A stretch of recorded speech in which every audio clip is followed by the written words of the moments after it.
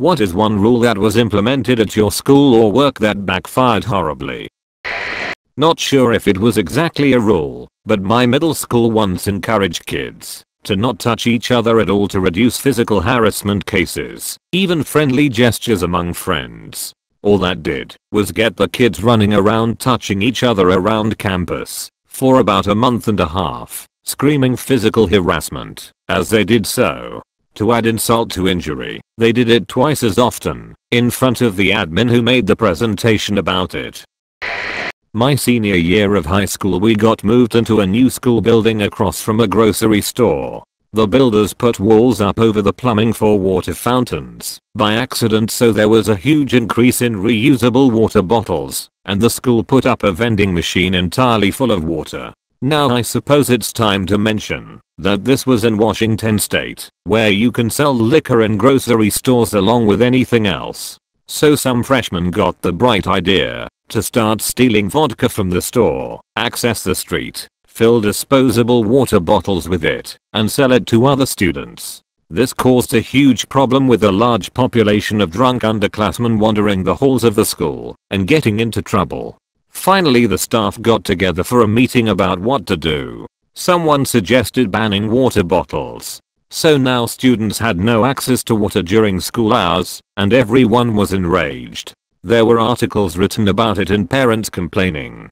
People all over town were talking about how we had a ban on water. They eventually lifted the ban, and the vodka problem resumed. TLDR, my school had kids selling booze in water bottles and banned water. This was just one kid, but it was hilarious. In the late 90s, humorous graphic tees became a popular thing in the mall. Had a few stores that sold questionable taste shirts. Shirts that said porn star, orgasm, donor, a headless guy holding a sign that says, will work forehead. That type of thing. The school made a rule that if your shirt was inappropriate, you would have to turn it inside out. A kid in my class shows up to school with a shirt that says I'd rather be masturbating. The teacher sends him to the bathroom to turn it inside out. He returns with an inside out shirt that says I put the FU in fun. The teacher doesn't realize it's the same shirt, so he takes it off in class and shows her both sides. He had a few shirts custom made with prints on both sides. She asks him if he has another shirt in his locker, and he says I have my gym clothes. She told him to go get the other shirt and change. He walks back into the class with a shirt that says you're driving me knucking futs. The teacher said just go to the office. So he goes to the office and tells them that he was sent there because of his shirt. So they say, turn it inside out and go back to class. So he turns his shirt inside out and walks back into the class with a shirt that says free mustache rides. She said, did you go to the office? And he said, they told me to flip it inside out and come back to class. The teacher sighed and said, just sit down. She went about teaching and we thought he won. But he ended up getting suspended for 3 days. When he returned from suspension, he wore shirts for probably a whole week that said, I love teachers, support your local teachers union, cops are the good guys, drugs are bad, wash behind your ears, etc. It was funny because he made these overtly positive shirts, and the teachers and students would try to read into it too much to see what they really meant. As if it was just a tongue-in-cheek thing that they didn't get. Eventually one of his positive shirts that he found said support single moms, but he claims he didn't realize that there was a silhouette of a stripper on a pole. He says he thought it was just a woman. So he got suspended again. As a side note, the same kid bought a blow-up doll and took her to every football game, basketball game, pep rally, etc. and gradually worked her into official school functions and brought her to school several times. For whatever reason, the teachers just gave up on that one. We passed her around over our heads at graduation. He even bought her a cap and gown. Edit. A lot of people have asked what he is up to nowadays. I'm friends with him on Facebook, and he is a truck driver and bodybuilding enthusiast. The dude is jacked now at 39 years old. Sorry, nothing really related to his HS shenanigans. My high school made students wear these neon t-shirts that read dress code violator. if their outfit didn't adhere to the school's policy. They became so popular the school began selling them 1 week later. In my dorm, if you did something that triggered the smoke or fire alarm, you had to do a safety presentation for everyone on your floor.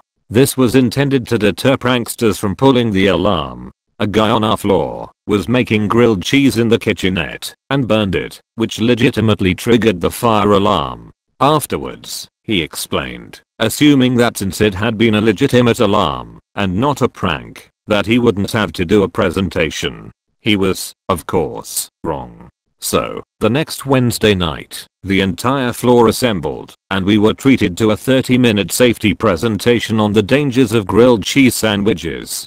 It contained literally nothing about fire safety. It was all choking hazards and cholesterol. Our RA was furious, but the student pointed out that the write-up that he'd been given just said safety presentation. We didn't get any more presentations after that.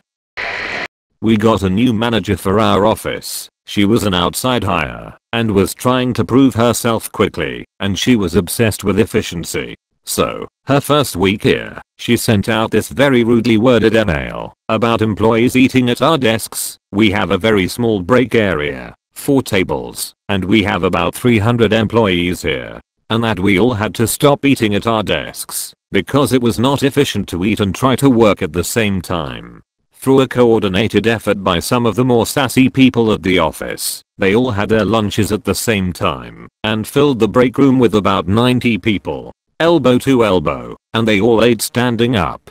Literally, the next day after that happened, she sent out a follow-up email saying that we could eat at our desks, but she advised us to take a break from our work from time to time. It was pretty funny.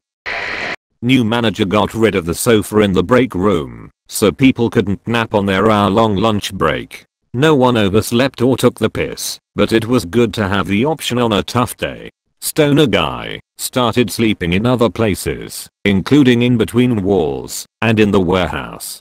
That's when we started losing him and couldn't find him as he'd go into a deeper sleep and was less likely to be disturbed.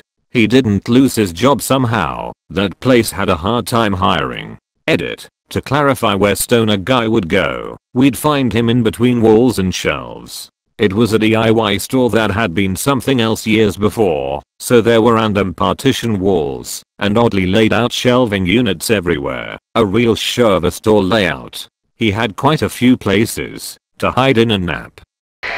My 4 years of high school were full of my school trying out new policies and procedures to use in the future. My sophomore year, my school decided to make tests count for 100% of the grade and homework count for 0%, but it was still assigned.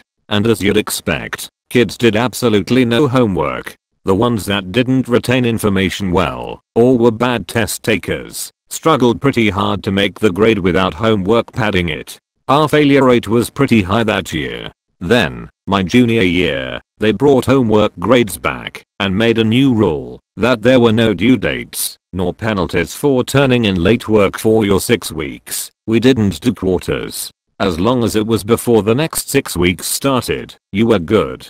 This led to students doing no homework until the last few days of the 6 weeks, and teachers had to accept and grade them all before grades were due. This put teachers under immense stress by causing them to work insane hours and spend every hour at home grading, which made them very irritable and more likely to just shove pointless activities and busy work at us until they could finish grading. My senior year of high school, some guy in my class got an in-school suspension for wearing a headband. He had long, curly hair, so the next couple weeks almost every guy on the football team started wearing headbands in protest. Keep in mind that girls could wear headbands, just not guys. No one really understood this rule. Edit. This took place right in the middle of football season.